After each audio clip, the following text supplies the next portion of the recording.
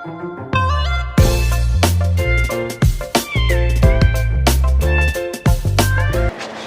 Everyone, सो आज first time मेरे channel पे आ रही है ऑटोमेटिक गाड़ी, in that too Maruti Suzuki Swift. अब तक मैंने जितनी भी गाड़ियों के रिव्यू किए हैं या ओनरशिप एक्सपीरियंस मैंने शेयर किए हैं, सबके सब मैनुअल गाड़ी थी, लेकिन फर्स्ट टाइम ऑटोमेटिक गाड़ी। तो ऑटोमेटिक के क्या फ़ायदे नुकसान है जो है मैं अपना नहीं बताऊंगा, जो गाड़ी के ओनर हैं मैं उनके साथ एक्सपीरियंस जो भी है, जैसे चलाते हैं, क्या क्या उनके मतलब इसके साथ पॉजिटिव नेगेटिव रहे, वो मैं शेयर करने वाला हूँ इस गाड़ी के साथ। तो मैं अभी गाड़ी के ओनर को बुलाना चाहूँगा, आइए। हेलो, तो सबसे पहले आप अपना नाम बताइए। परीक्षित। अच्छा परीक्षित, देखिए आप अभी बिल्कुल कंफर्टेबली बताना, ठीक है, ऐसा मत सोचिए कि कैमरा के सामने है। आप मुझे ये बताइए कि स्विफ्ट को छोड़ दें एक सेकंड के लिए, ऑटोमेटिक गाड़ी क्यों ली थी, मतलब आपकी क्या रिक्वायरमेंट थी? मेन तो ये रिक्वायरमेंट थी, ऑटोमेटिक में जैसे गियर लगाने की ज़रूरत नहीं होती और इजीली हैंडल है, ये थी मेन तो। ठीक है, तो देखो ये चीज़ें कहाँ काम आती है, ट्रैफिक में ही कहाँ, तो आप ट्रैफिक में ज़्यादा चलाते हो जिसकी वजह से आपने ऑटोमेटिक ली थी, अभी ऐसा था कि आपको मैनुअली ही पसंद ही नहीं है, ऐसा था कुछ?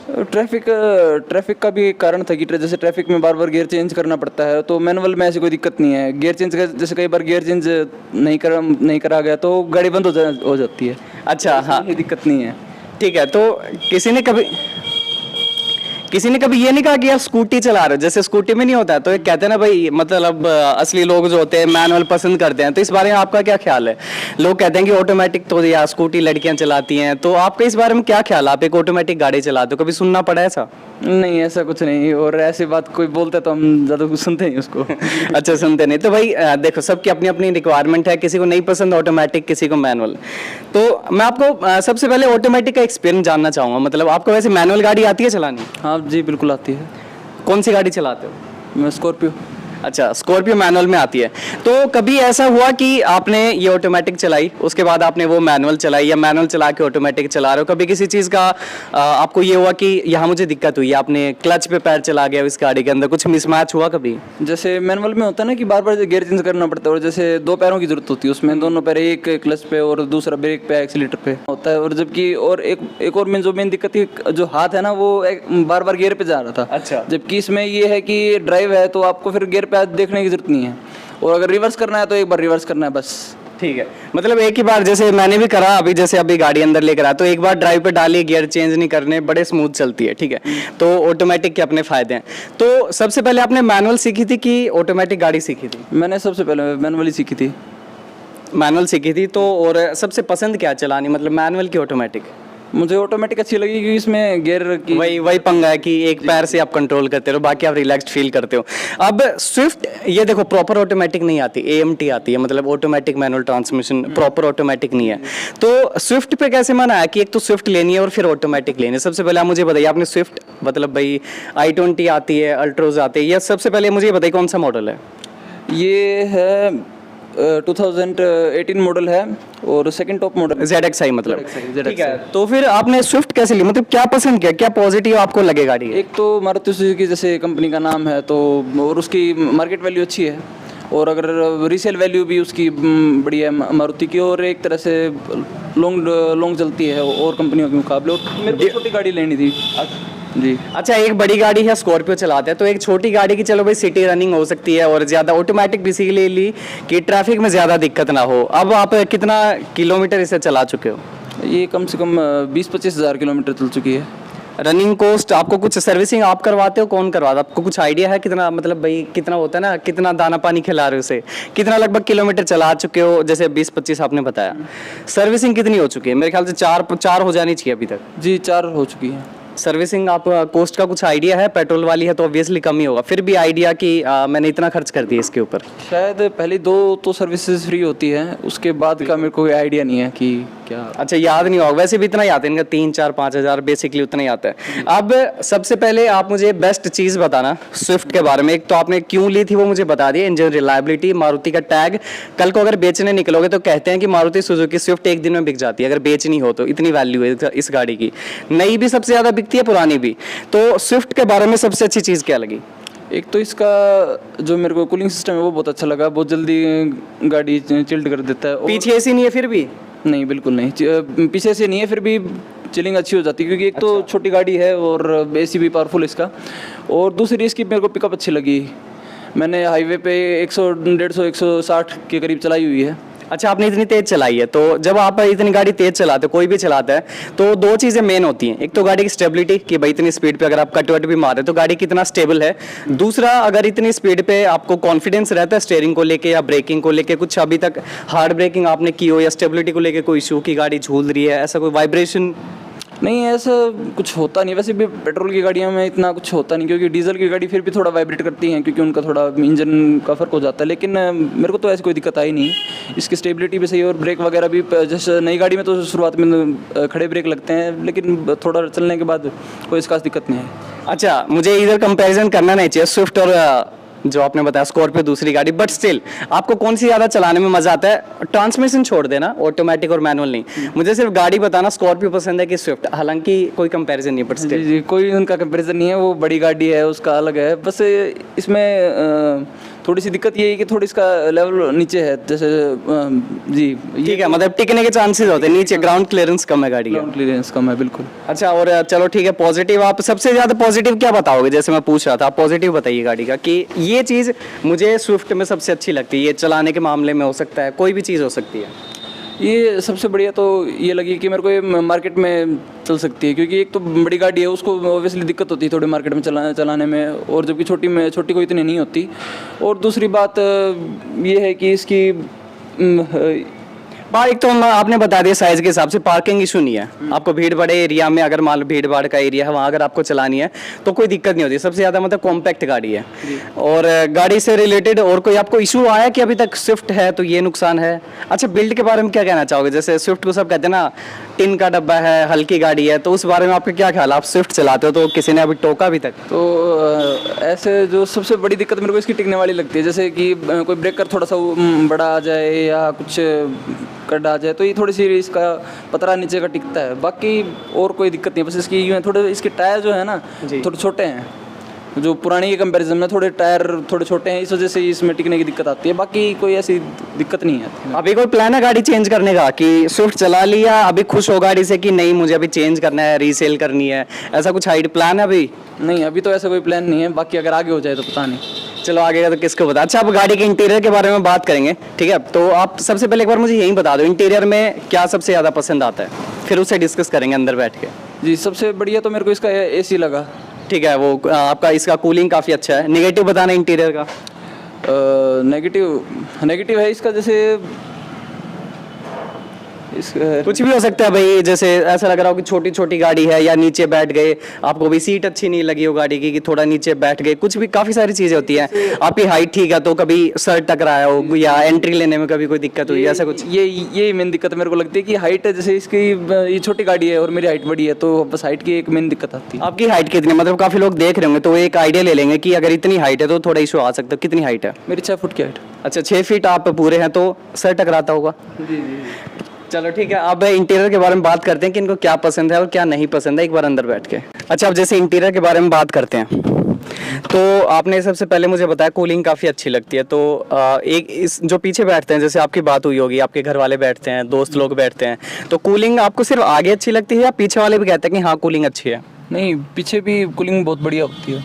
ठीक है, तो और थोड़ी देर में ही बहुत अच्छा कूल कर देती है, तो ठंडी कर देती है। तो जो लोग जिन जैसे इसके कॉम्पिटिटर हैं, बाकी गाड़ियां हैं, या आज भाई किसी में रेयर ऐसे इवेंट आ रहे, तो आपको ज़रूरत महसूस हुई कभी आज तक कि होने चाहिए थे? नहीं, ऐसी तो कोई ज़रूरत नहीं हुई, क्योंकि कूलिंग सिस्टम बहुत अच्छा है लगा मेरे को इस चीज़ का, इस गाड़ी का।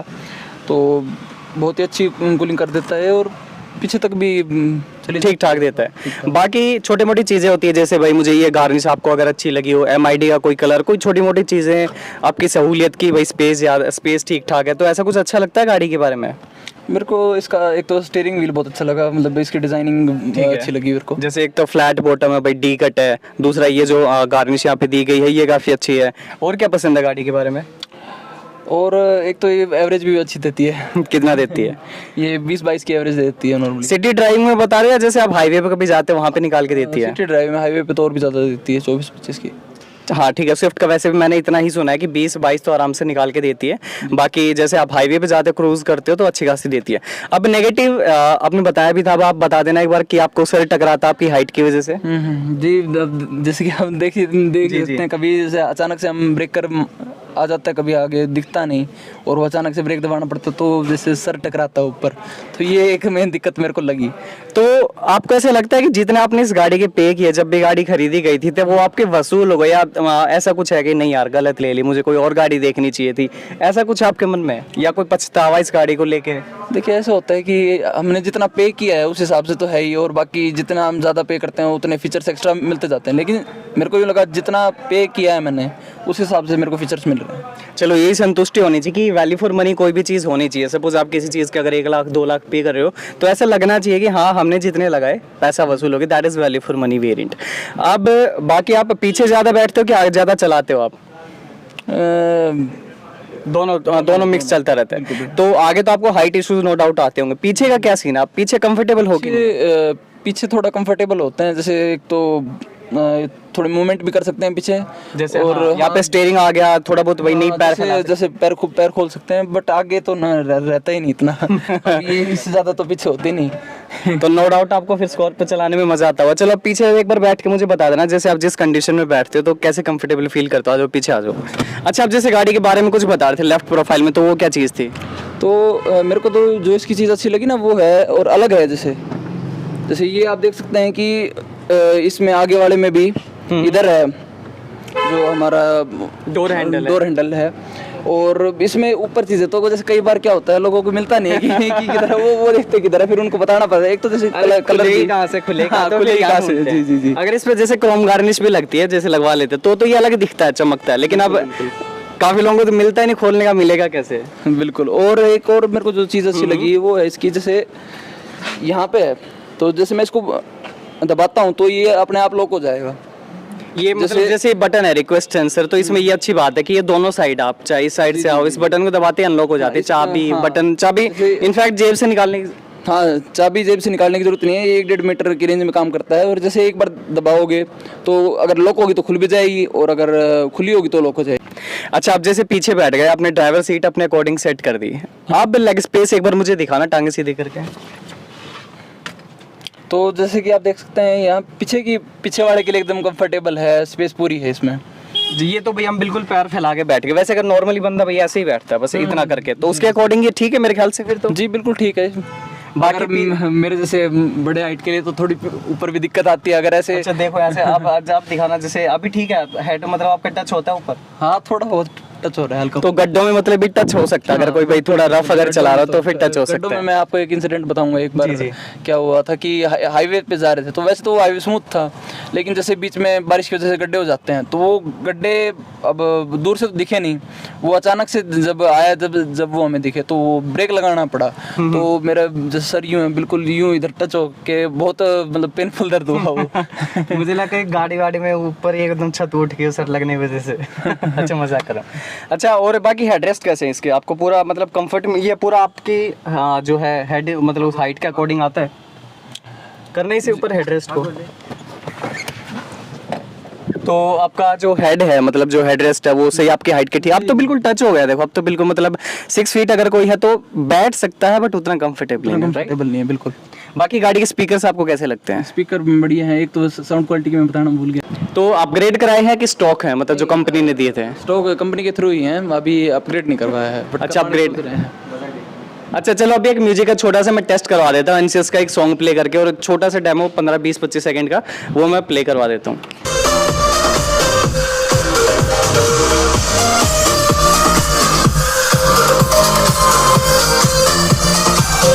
Don't you think we're dead?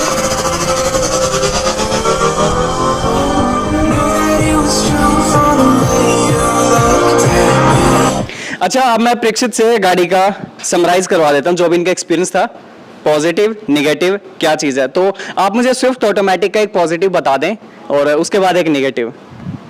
तो जो मेरे को इसमें अच्छी चीज़ लगी वो है इसका जो सेंसर्स हैं, कि एक बटन के साथ ये लॉक हो जाती है, बटन के एक बटन दबाने के साथ ही ये अनलॉक हो जाती है। तो वो मेरे को इसकी अच्छी चीज़ लगी कि क्योंकि बार बार वो चाबी में ये दबाने की जरूरत नहीं है कि अनलॉक लॉक वाला, ये मेरे को अच्छी चीज़ लगी। तो आपको कन्वीनियंट लगती है काफी कि भाई चाबी मुझे मतलब मेरी जेब में है, मुझे निकालने की जरूरत नहीं। आपको ये फीचर पसंद आया। अब निगेटिव सबसे अच्छा मतलब सबसे ज्यादा निगेटिव पॉइंट क्या लगा कि वर्स्ट है, कंपनी इसकी तरफ अगर ध्यान देती तो अच्छा हो सकता था मेरे लिए, क्या है वो नेगेटिव? कंपनी अगर इसके थोड़े टायर ऊंचे कर देती या इसकी थोड़ी हाइट ऊंची कर देती तो ये नीचे टिकती नहीं। तो जैसे कभी कोई ब्रेकर आता है तो उसकी थोड़ी सी अगर हाइट ऊंची हो तो ये टिक जाती है। तो ये अच्छा नहीं लगता कि टेढ़ी करके निकालनी पड़े मेरे को इस तरह। तो उस चीज में टाइम भी लगता है, गाड़ी का नुकसान भी होता है कि इसके ग्राउंड क्लियरेंस कम है। तो अगर देखो स्विफ्ट को ऑलरेडी लोग जानते हैं, कोई नई गाड़ी नहीं है, स्विफ्ट बहुत टाइम से मार्केट में है, बट स्टिल अगर मेरे पास 6-7 लाख है तो क्या मुझे स्विफ्ट लेनी चाहिए आज के टाइम में? जैसे आपने 3 साल पहले ली तब कुछ और टाइम था। आज अगर मुझे स्विफ्ट लेनी है तो क्या मुझे स्विफ्ट लेनी चाहिए, या जिसके राइवल हैं जैसे i20 हो गई, अल्ट्रोज हो गई, या भाई एक सेगमेंट ऊपर जैसे मैंने बलिनो ले ली, तो स्विफ्ट लेने का फायदा है कि नहीं है? ऑटोमेटिक को हटा दो, स्विफ्ट का बताओ जी। तो जितना मेरे को पता शायद कंपनी ने इस पे इम्प्रूव किया है, तो और अब नई जो गाड़ियाँ वो टिकती नहीं। तो बस यही एक मेरे को कमी लगी, अगर ये कंपनी ने इम्प्रूव कर दिया तो शायद स्विफ्ट बहुत अच्छी चॉइस है। नहीं, मेरे ख्याल से टिकती तो सारी है, बस चलाने के ऊपर, क्योंकि ग्राउंड क्लियरेंस तो गाड़ी का उतना ही है। फीचर्स वाइज भाई जैसे थोड़ा डुअल जेट इंजन आ गया, अभी बाकी गाड़ी के कॉस्मेटिक वाइज कोई चेंज नहीं किया है। तो मतलब आप सजेस्ट करोगे लोगों को स्विफ्ट लेने के लिए कि हाँ स्विफ्ट ले सकते हो? मतलब जितना मेरा एक्सपीरियंस है उस हिसाब से तो मैं बिल्कुल सजेस्ट करूँगा। तो ठीक है, ये था परीक्षित का experience and thank you so much Parikshit कि आप वीडियो में आए और अपना जो भी एक्सपीरियंस है इन्होंने वीडियो में शेयर कर दिया। नेक्स्ट वीडियो आएगी, इसका मैं ड्राइविंग एक्सपीरियंस शेयर कर रहा हूँ। काफ़ी लोगों को डाउट होता है कि ऑटोमेटिक गाड़ी आप कैसे चलाते हो। एक मैंने डाला हुआ है स्विफ्ट का, मैं डाल देता हूँ छोटा सा ड्राइविंग का वीडियो, इससे नेक्स्ट आएगा, ऊपर आई बटन में मिल जाएगा अगर नहीं आया तो thank you so much and इस वीडियो को लाइक शेयर कर देना। किसी को स्विफ्ट अगर देखनी हो, एक्सपीरियंस 3 साल पुराना, तो उसको वीडियो शेयर कर देना। Thank you.